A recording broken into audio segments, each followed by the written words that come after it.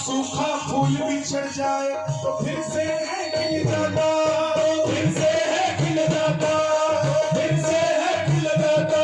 हम भूखे हैं बस बाबा के गुणगान के लिए, हम भूखे हैं बस बाबा के गुणगान के लिए।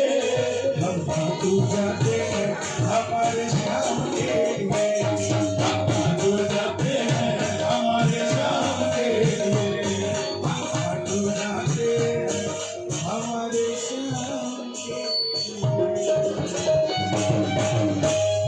घर से जब चलते हैं, इनकी अवस्था ऐसी क्यों हो गई है? घर से जब चलते हैं तो बस श्याम का ध्यान लगाते, सारे रास्ते गाड़ी में मित्तल के भजन चलाते। लुधियाना से खाटू पहुंचे बाबा श्याम के लिए, हम खाटू जाते हैं हमारे श्याम के लिए, हम खाटू जाते हैं हमारे श्याम के लिए, हम खाटू जाते हैं हमारे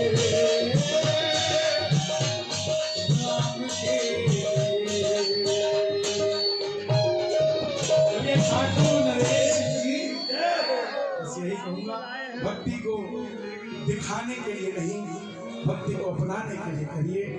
आप जब भक्ति यहाँ परम श्रद्धेय पुंडरीक जी महाराज, जिनसे हमारा आत्मीय प्रेम भी है, संबंध भी है, और ये अमृतमय महोत्सव जो है यहाँ ये अतुलनीय है। और जहाँ आप देख रहे हैं गौ माता के लिए ही सब कुछ हो रहा है। ये भारत जितना मर्जी आगे बढ़ जाए, जब तक यहाँ गौओं का कटना बंद नहीं होगा तब तक ये विश्व गुरु नहीं बन पाएगा। इसलिए इस देश के अंदर गौ माता को राष्ट्र माता का दर्जा मिलना चाहिए। और इस देश के अंदर हमारे पूर्वजों ने भी, हमने भी और आने वाली पीढ़ियों ने भी जिस गाय का दूध पिया है, हमें सोचना पड़ेगा हम उसके लिए क्या कर सकते हैं। कम से कम इतनी बात तो उठा सकते हैं कि उस गौ माता का संहार बंद हो, उस गौ माता का उद्धार हो इस धरती पे। गोपाल की धरती है, गौ गोपाल, गौ के नाम से जिस भगवान का नाम ही शुरू हो रहा है, उस गौ माता को बचाना, उस माता की सेवा करना, हमारे बच्चों में वो संस्कार हो।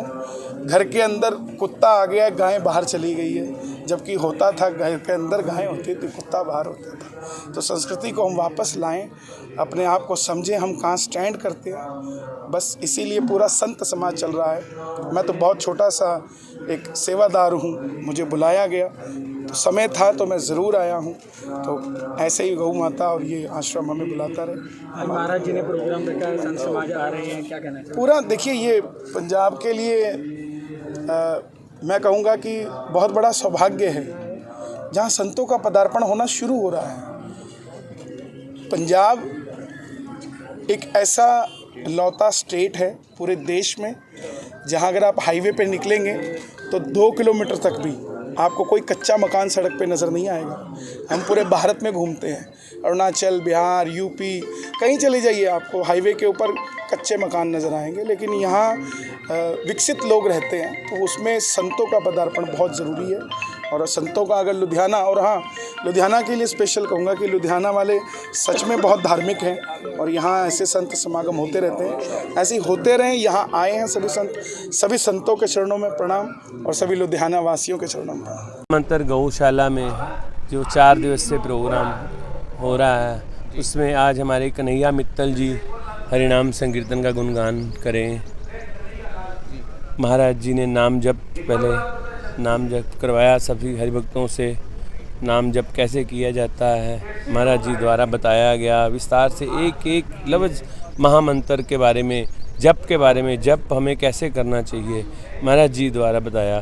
श्रीमन माधव गुणेश्वर वैष्णवाचार्य श्री श्री पुंडरीक गोस्वामी महाराज जी द्वारा हमारे कन्हैया मित्तल जी का स्वागत किया गया और हरिनाम संकीर्तन की वर्षा। प्रोग्राम क्या रहे? और आज शाम की बैठक संध्या भजन हमारा जो पूर्णिमा जी, अश्विनी जी, हमारे राहुल जी, किशन भैया सरसे वाले और तेजस्विनी जी और अन्य कलाकार जो हमारे भजन सम्राट संकीर्तनों के साथ हैं, वो चंद्रकला जी।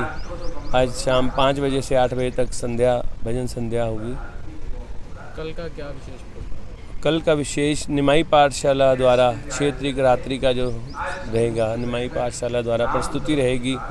और कल सुबह का प्रोग्राम विष्णु सहस्त्र नाम के द्वारा हवन यज्ञ होगा और सुबह उसी के उपरांत 64 महंत सेवा की जाएगी। सभी वैष्णवों द्वारा 64 महंत सेवा। उसी बार रात को माई पाठशाला द्वारा प्रस्तुति। 7 तारीख को संत सम्मेलन, जो कई शहरों से बड़े बड़े संत हमारे जो वैष्णव उनके साथ पधार रहे हैं, हमारे संत पधार रहे हैं, लोक पीठिदास जी और कई संत आ रहे हैं।